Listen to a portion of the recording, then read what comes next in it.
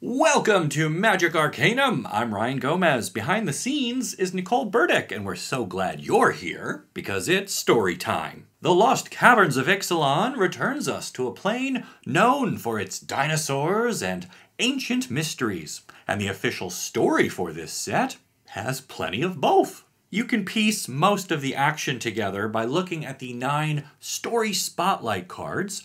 But if you haven't collected all of those yet, or if you don't have the time to read all 6 T-Rex-sized chapters of the actual story, you're in luck, because I'm here to tell you what happens in the Lost Caverns of Ixalan. Now, the written story follows several groups of characters at different locations that eventually all converge, but it's really hard to give a summary of everything while following that format. So I'm going to use my lore mage powers to move some stuff around in the pursuit of convenience. With that in mind, we'll start with the arrival of Quintorius, who planeswalks his way to Ixalan to help with a really big door.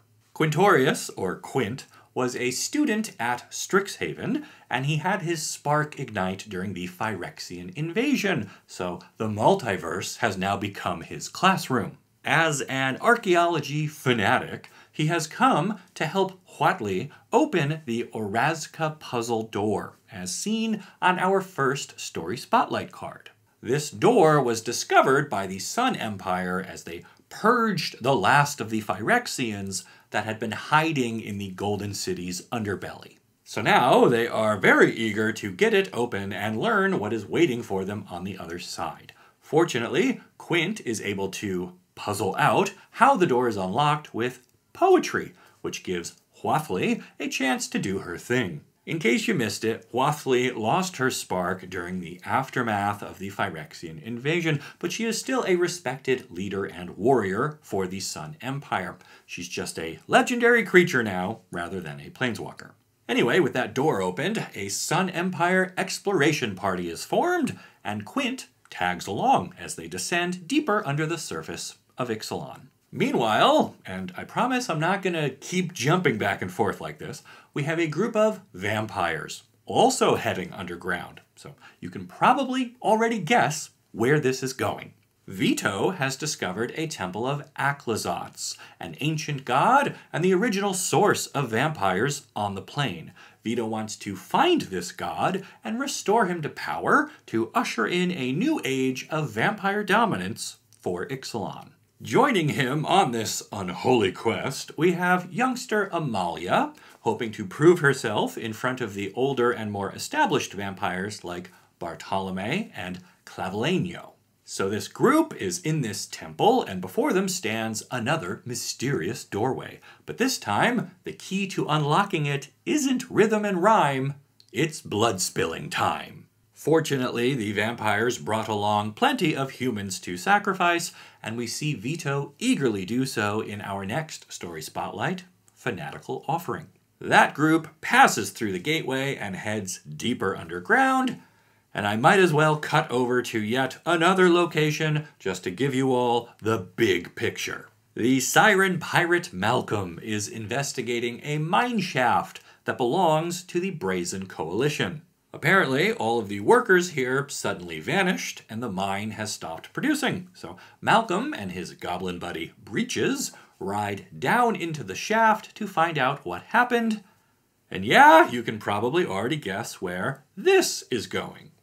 So we've got 3 different groups descending beneath the surface, each for different reasons, and now that that is established, we'll go back to Quint and the humans and follow them for a bit. After passing through their locked door, they found another whole city filled with an unsettling number of skeletons and buildings covered in glowing fungus. Nothing sus about that, no sir. Quint is curious about what happened here, so he uses his archaeomancy on a beaded poncho, and a spirit pops out.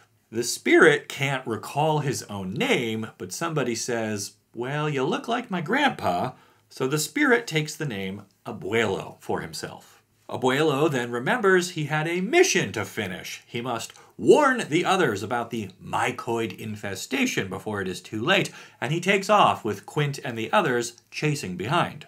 They soon encounter a fungus titan, which attacks the group. They fight bravely, but they realize it's a losing battle, as even their strongest dinosaurs are unable to really damage the spongy flesh of the creature. Lucky for them, a group of river heralds pops out of a nearby stream and quickly enchants everyone with bubble magic so that they can all breathe underwater. The merfolk cover the Sun Empire's retreat as they all flee into the stream and follow it away from the attacking fungus. They wash ashore in another underground city and are met by Nikanzil, who says these river heralds await the opening of the final gate to the source, and then points to yet another massive door. The vampire group is also present, which puts everyone on edge. So let me back up and explain how they found their way here. After passing through the gate in the Temple of Aclazotz, the vampires encountered their own challenges, including sand traps and goblins prowling the caverns underground. But more importantly, they also came across and rescued a strange man who we discover is Kellen, fresh off the Eldraine storyline. Kellen has arrived here through an omen path because he's not a planeswalker. He's just a little dude looking for his very famous dad, Oko. Amalia takes a liking to him, and the older vampires at least tolerate his presence, but Kellen's luck changes when the whole group encounters the Malamet. Their leader questions the intentions of Vito and his crew, and when they realize that the vampires seek to find their long-lost god, they decide that would be bad news for just about everyone, so they toss the whole entourage into a quicksand fountain. This is probably my least favorite scene in the whole story, because if the Malamet realized the vampires were a threat, they should have just killed them, or at least locked them up, rather than throw them into this sand pit, because guess what? It empties out into another underground cavern where more merfolk are hanging out, and they take the vampires to their city. So that's how everyone winds up in front of this last massive door. Waffly and her companions think that it leads to the cradle of life for all of Ixalan, and the vampires believe it holds their god who will help them subjugate everybody. And this whole time, they've been fending off various fungus creatures, which Malcolm and Breeches have identified as being children of the Myco-Tyrant, a sort of king fungus who has his own plans for reaching the surface and spreading himself across all of Ixalan. Why a mushroom would want to leave his comfy dank cave and put himself into direct sunlight, beyond me. But we needed another source of conflict here, so that's what we got. Anyway, humans, vampires, merfolk, dinosaurs, Quint, and Kellen all stand before Matzalantli, the Great Door, and Story Spotlight card. The echo of Abuelo confirms this door needs a special key to open, which Quint just so happened to snatch up along with Abuelo's poncho and some other jewelry earlier in the story. The door swings open and surprises everyone with a gust of cool, clean air, which is unlike anything they've encountered in these warm and humid caves. Everyone walks through the opening and is shocked to find yet another city, this time wrapped around the walls of a massive empty space with a glowing sun hanging in the center. This is Ixalan's core, and the people living in it are not thrilled about outsiders suddenly popping their locked door off its hinges, so they take everyone to see Anam Pakal. She explains how long ago they sealed off the core to protect it from the growing threat of the Myco-Tyrant, who they thought would just, wither and die. She's mad that Abuelo opened the door because now the tyrant has a way back in, but Huathli, the merfolk, and the vampires all admit they would have eventually gotten themselves in here another way anyway, and at least now Anim knows what is coming. Then Anim realizes there are vampires in this group who she says are absolutely not welcome here. and she has them placed into prison. So she's already doing better than the Malamet, and she's not even the true leader here. That's Akal, Oltek's steward. While Akal meets with Hwafli and the others, we cut back over to the vampires who are hanging out in prison trying to decide their next move. Suddenly, a dense mist overtakes the prison, and in the chaos, Vito is freed from his cell and turns on Kellen, who was locked up with Amalia and Bartolome. Vito wants to use Kellen as a sacrifice to appease Aclazotz, but Bartolome won't allow it. He's been opposed to Vito at just about every point in this adventure because he's actually an agent working for the Vampire Queen sent to observe Vito and report back at a later time. Unfortunately, he won't get that chance because he puts himself between Vito and the kids to buy them time to escape. Amalia has magic of her own. She can edit maps, which then edits reality. So she erases a wall of their cell, and suddenly her and Kellen have a way out. Vito kills Bartolome, but is unable to catch the kids, so he leaves with a group of Oltek acolytes who reveal they are secretly devoted to Aclazotz and will take Vito to the bound god. This surprises Vito because he assumed the god was sleeping or just biding his time. He didn't expect the father of all vampires to be imprisoned down here. Then he realizes this is actually great for him because now he can be a savior and rescue his god. And that would look really great on his resume. So he excitedly follows those acolytes to the hidden cavern that contains Aclazotz. Vito proves himself worthy, as seen on Canonized in Blood, and then offers some draft chaff to the god in sacrifice. Aclazotz feasts and grows strong enough to break through the chains that held him in this cave for, thousands of years. To show his appreciation, the god bestows upon Vito a gift. He bites the vampire and turns him into a sort of bat hybrid with wings, huge claws, and a 4-4 body.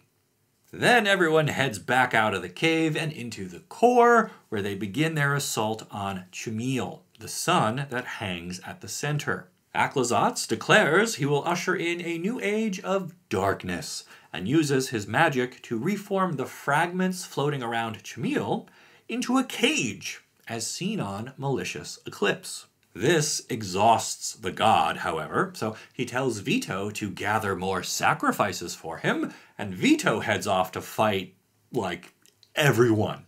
Hwafli and Akal have been enjoying their family reunion after realizing the Sun Empire were descendants of the people who had left the core long, long ago and lost contact with the inner world when the doors were shut to protect against the Myco-Tyrant. The happy times come to a quick end when the sky goes dark and massive vampire bats start attacking, so everyone puts down their crafting projects and picks up their weapons. As Hwafli and her companions start to battle with the vampires, Malcolm and Breeches enter the scene, hotly pursued by the forces of the Myco-Tyrant. So now we've got a real stew going, with everyone fighting for their life.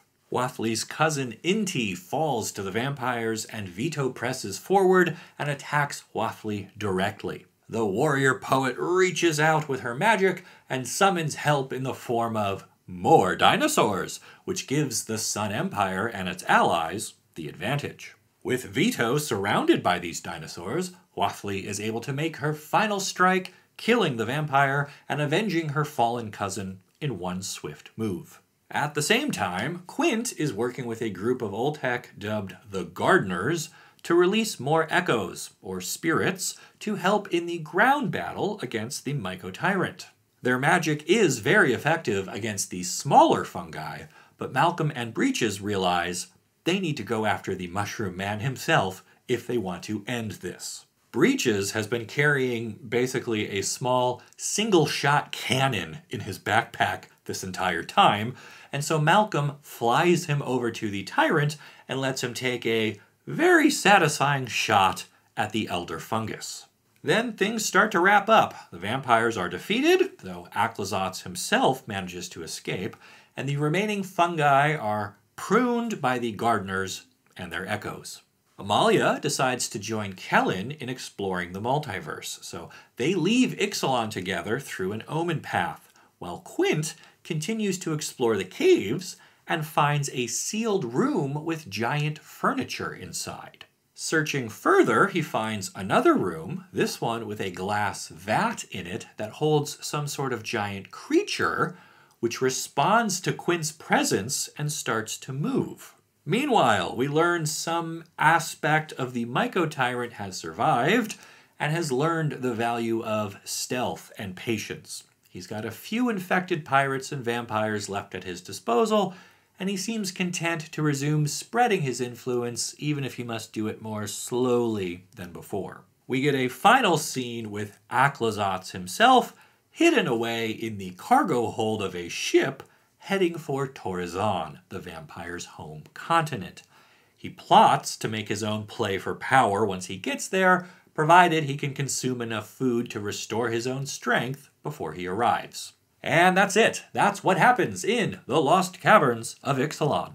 To recap, a group of humans plus the planeswalker Quint venture into the core of Ixalan in search of their long-lost ancestors. They are unknowingly racing against a group of vampires, also seeking the core to restore their bat god to power. And the dark forces of the Myco-Tyrant work in the background, infecting pirates and creatures native to the caves, while looking to expand their own fungal empire. Everything culminates in a grand battle for control of Chamil, the sun at the heart of the plane. Vito is killed, but Aclazotz escapes, Quint uncovers a new mystery, Kellen and his vampire friend Amalia leave the plane, and Hwathley worries about the future of her people and her home.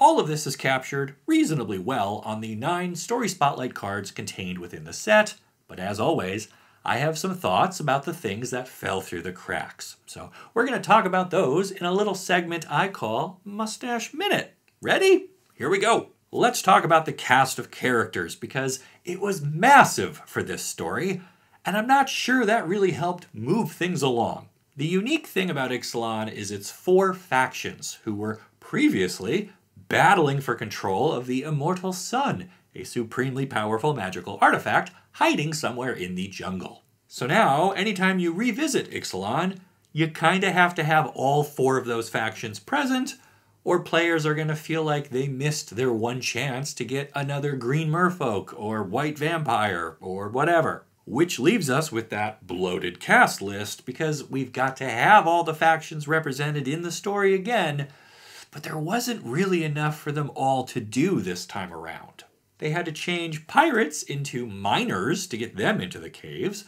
They had to turn vampires from conquistadors into pilgrims to get them into the caves. They decided the merfolk were just always underground and had a whole giant secret city down there. And they decided the Sun Empire needed to be more curious about this locked door than rebuilding their lands after the Phyrexian invasion. On top of that, we tossed in Kellen and Quint, who had their own reasons for being there, but were ultimately just passing through.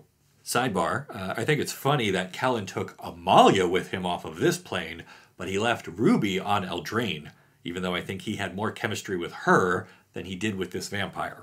Anyway, the story was so full of points of view and named characters that it couldn't even fit them all into the set and had to use commander cards to do it. That's where we find Clavileño, who did appear in the story and was Vito's right-hand man, and he got killed on a story spotlight, but this moment doesn't actually happen anywhere in the written story itself.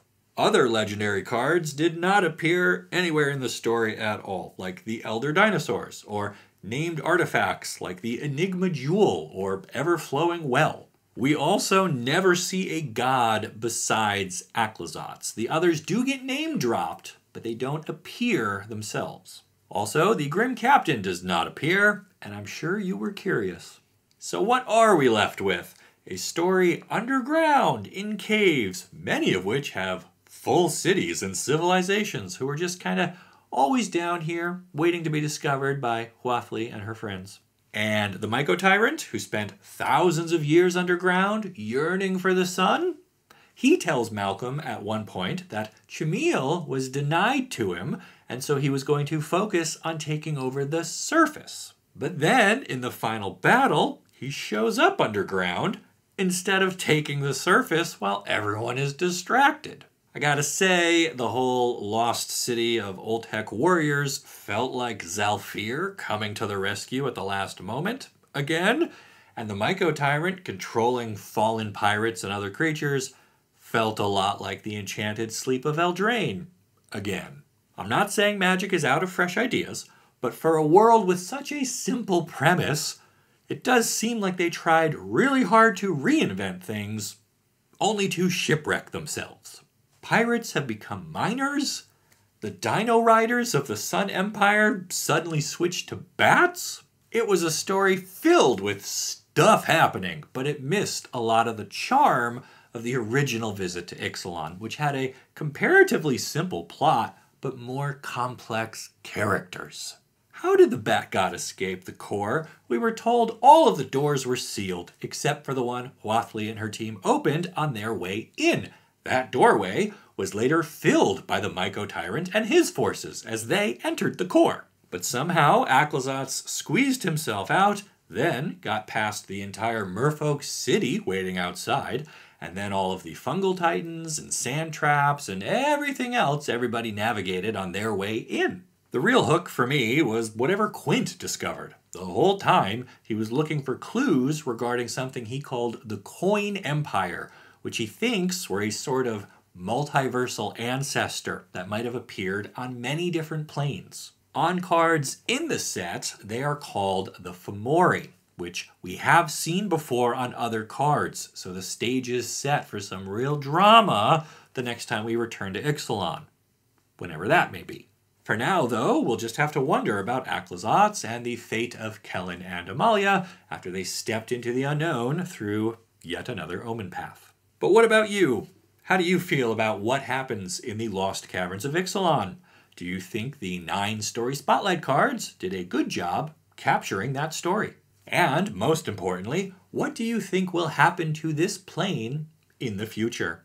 Let me know down in the comments. And then make sure you like this video and subscribe to the channel so you don't miss the great stories you'll only find here on Magic Arcanum. We'll see ya!